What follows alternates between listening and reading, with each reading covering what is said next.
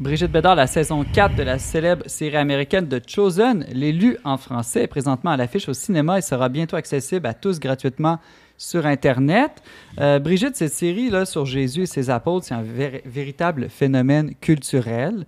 On dit, je pense que plus de 100 millions de personnes auraient déjà écouté au moins un épisode à travers le monde. L'épisode numéro 1. OK, ouais. l'épisode, ouais. ça, c'est juste l'épisode numéro 1. En fait, il y a 600 millions de vues. OK, jusqu'à c'est beaucoup plus maintenant. que je pensais. Ouais. Bon, mais de quoi ça parle, cette série? C'est quoi le secret de cette série? Ça parle de Jésus. Bon.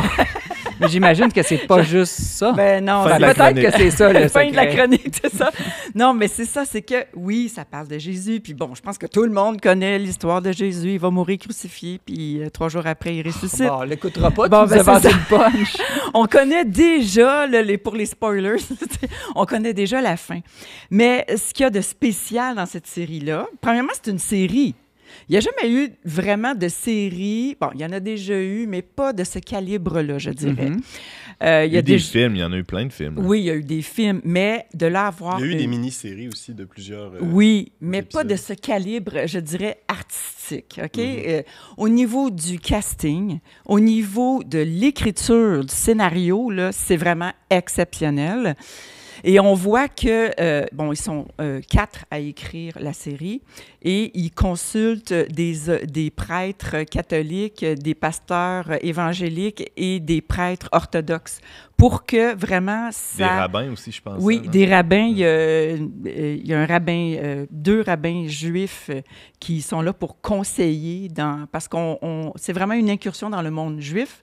Comment Jésus était juif, toutes les pratiques religieuses qu'il faisait, ce qu'il se disait, ce qu'il se disait pas, toutes les rites de purification. Donc, on rentre vraiment dans cet univers. Et je dirais, au niveau du casting, c'est quelque chose d'assez exceptionnel.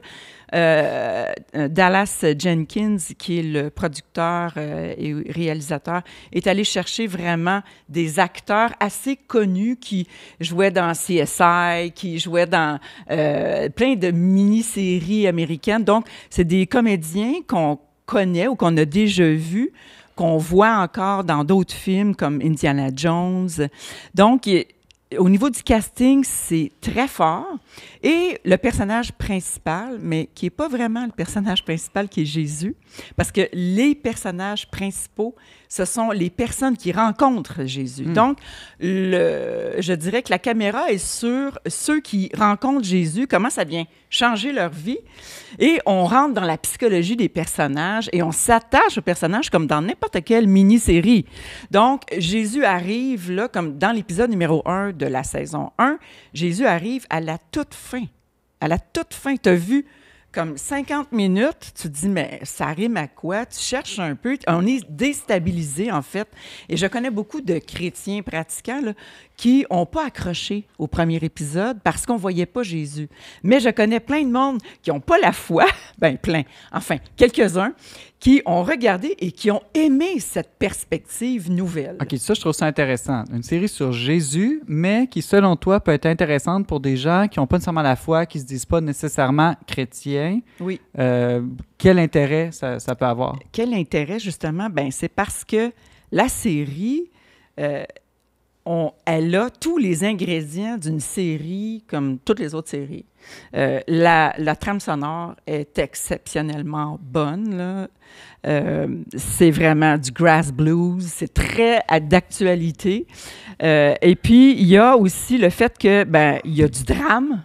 Il y a beaucoup d'humour. Jésus fait des blagues, il est drôle, mais toujours des jokes très subtils. On fait vraiment appel à l'intelligence du téléspectateur. Il y a de la violence, il y a de la tendresse, il y a du sexe. Ah oui, il y a du sexe. C'est du sexe chrétien, ça veut dire du sexe le au meilleur, niveau sacré. Oui, on voit qu'il y a on voit que c'est sacré, c'est soft, là. Il n'y a pas de scène de sexe, là, mais on voit l'after sex. Pierre avec sa femme qui se parle, tu sais, après ils se sont pas vus depuis longtemps. Donc, ils parlent des vraies choses, qu'ils veulent commencer leur famille.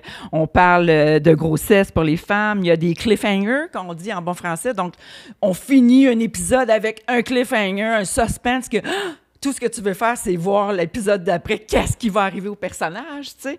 La distribution, je l'ai dit, est exceptionnelle, mais aussi, il y a des histoires d'amour. Il y a une histoire d'amour entre les disciples puis qui rencontrent une femme. Tout d'un coup, on dirait, comme ma fille de 16 ans m'a dit, là, que ça a pris 3 ans avant que je dise « Eva-Marie, tu n'as pas besoin d'être une Jesus freak pour écouter l'épisode. Tu vas voir, il y a tout ce que tu aimes. » Et effectivement, elle a accroché. Et c'est étonnant parce qu'on est dans un monde où on dit « la religion s'est dépassée, le christianisme est en déclin. » Puis là, une série sur Jésus qui fait un tabac comme ça. Parce qu'en même temps, Jésus serait éternel ou universel, en tout cas. C'est ça, parce qu'en même temps, Jésus fait des enseignements. Et on voit, comme au cinéma, là, à l'épisode 4, 5, 6 que j'ai vu dernièrement, là, il y a une page d'évangile que tu vois qui est reliée avec une loi romaine qui était imposée aux Juifs. Très d'actualité pour les Juifs de l'époque. On apprend non seulement sur leurs limites comme Juifs, mais comment la loi romaine souvent leur était imposée et comment Jésus va montrer à ses élèves comment vivre l'Évangile. Alors, je ne vais pas faire de spoil là, parce que ce n'est pas sorti encore en streaming, mais ça ne saurait tarder. On ne connaît pas encore la date, mais ça devrait être autour de après le 10 mars, parce que c'est après le 10 mars que la grande finale, l'épisode 7 et 8, va être terminée au cinéma. Donc, alors, je sais que toi, tu es allé voir au cinéma, tu t'es même rendu aux États-Unis pour voir les premiers épisodes, mais c'est possible dans quelques salles aussi dans la région de Montréal. Oui. Est-ce que c'est pas une première, ça, qu'une série soit en primeur diffusée d'abord en salle de cinéma? Moi, j'ai jamais vu ça. C'est la première fois que je vois ça. S'il y en a qui en connaissent, mais ils sont allés graduellement. Hein. Ils ont tâté le pouls pour voir est-ce qu'on aurait l'audience pour assumer des salles de cinéma. Et oui, donc en saison 3, donc l'année passée, en 2023, toute la série a été au cinéma avant d'être diffusée en streaming. Puis on y va à coup de 3 épisodes. Donc, tu te déplaces pour la peine. C'est 3h30 de temps. Tu sors de là. Puis à la fin, ce qui est très drôle, c'est qu'à la fin, tu sais, c'est une crowd un peu spéciale. Là, des Jesus freaks comme toi. C'est ça. À la fin, ça applaudit, tout le monde se salue. Tu sais, c'est un peu étrange, mais c'est bon, ça goûte bon. Puis même si on n'est pas chrétien, puis qu'on n'est pas des super pratiquants, mais qu'on est juste comme intéressé, ça vaut vraiment le déplacement. Brigitte Bédard, journaliste au magazine Le Verbe, merci. Tu nous donnes le goût d'écouter cette série, qui est toujours un peu un an en retard si on veut l'écouter en français, mais oui, on a toujours la possibilité de l'écouter sous-titré français. Si oui, c'est ça, mais pas toujours, ça dépend. Il faut gosser un petit peu. Là. Mais tu sais, même Whoopi Goldberg est une fan de Chosen. C'est pour vous dire que ça ratisse large. Merci beaucoup, Brigitte. Bienvenue.